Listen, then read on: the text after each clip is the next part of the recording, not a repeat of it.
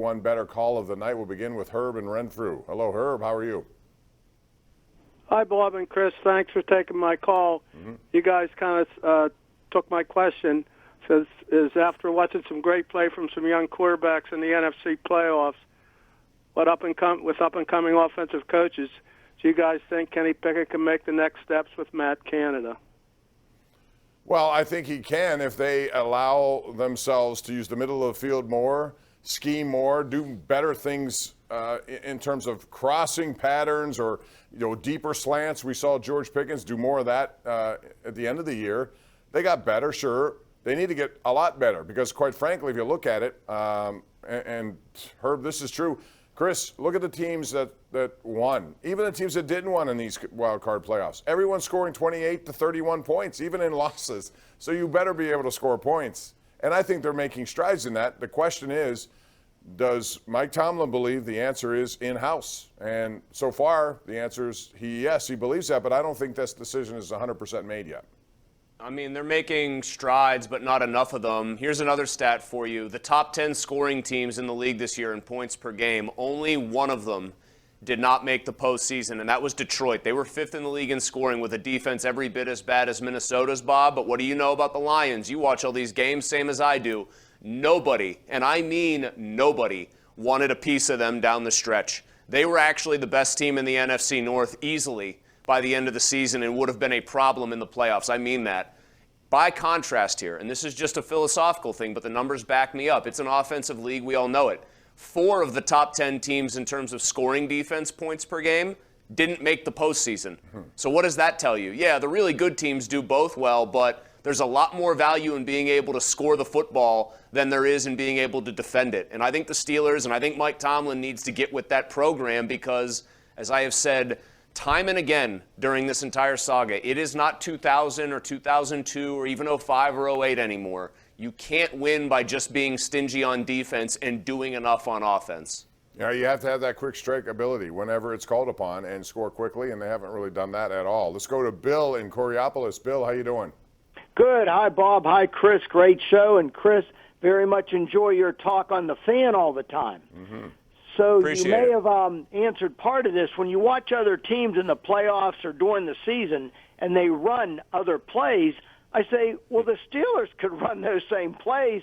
They have the personnel, but they don't do anything like that. Why can't the coaches or Mr. Rooney or anybody see this? Can you help me here? I mean, I'll start, Bob, and say that I do think there's a couple problems here. One, Matt Canada just doesn't have a very big resume as far as working an NFL offense. And the guys who are really good, they've come up with NFL teams. You saw Cliff Kingsbury come from the college ranks and fail miserably, I thought, in Arizona with a very disjointed offense, even with a talented quarterback, though he didn't want to do the homework. So I think that's kind of a problem. Canada doesn't know how to scheme against NFL teams. These good coordinators, Kyle Shanahan's the gold standard. He schemes his guys open. They're just always running open because he knows how to manipulate defenses. The Cowboys are really doing that to the Bucs tonight. And here's the other problem, Bob, and this isn't a bad thing, but it's true. The Steelers really want to run the football. And when you really want to run the football, you're going to inherently limit the opportunities you have in the passing game. And if you're doing that and you happen to miss one, it means a lot more and it's a lot more detrimental than if you're a team that's willing to put the ball in the air more often. Yeah, that's a good point. And you see these teams, scheme it so that guys catch it on the fly. And I think Pickett has that ability to put it right on the money. He's very good with the accuracy. And if that happens, then you have a lot of yards after the catch. They haven't had much of that. In fact, they're one of the worst teams in the NFL in yards after catch. Let me ask you tonight, Chris, I've never seen a kicker miss 4 extra points in one game. Dating back to the last game, 5 in a row. He had a really good year.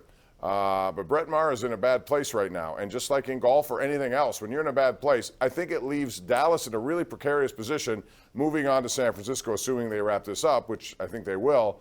What do you do in that case? I can't imagine there's somebody out there who can step right in. You're putting an undue amount of pressure on that person. Do you just stick with this guy moving forward? Or go for 2 all the time? Going for 2 all the time is probably not the worst idea in the world with a mobile quarterback to put the strain on the opposing defense. If I were the Cowboys, though, and I didn't think I could just slot a kicker in right away, although I think there's always the chance you could get away with doing that, actually, because there's plenty of guys who want the gig, I would try to set up in this game late and just make it so that there's like a 50-yard field goal for Brett Maher, and then have him try to just bang one through the uprights where he's got to just drive through it and not think about it. That guy's a good kicker. He's got the most 60-plus yard attempts in NFL history without a miss.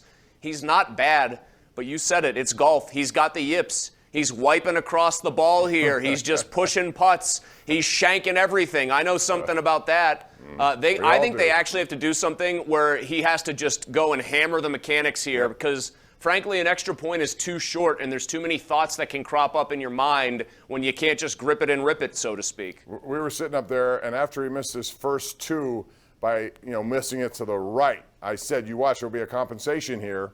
And boy, did he yank it. It was a quail to the left, and then the next one missed a right again. And you could tell in his face, he has no idea what's going on. First one, Bob, was, that's weird. Second one, wow, that's really weird. Third one, this is objectively funny. Fourth one, now I feel bad for the guy. I don't know, but I think you're right. If they get a chance, even if it's irrelevant, just kick. Give them something good to think about moving into the next week because it's a short week, and we'll talk about that. Big disadvantage for the Dallas Cowboys if they win this game tonight.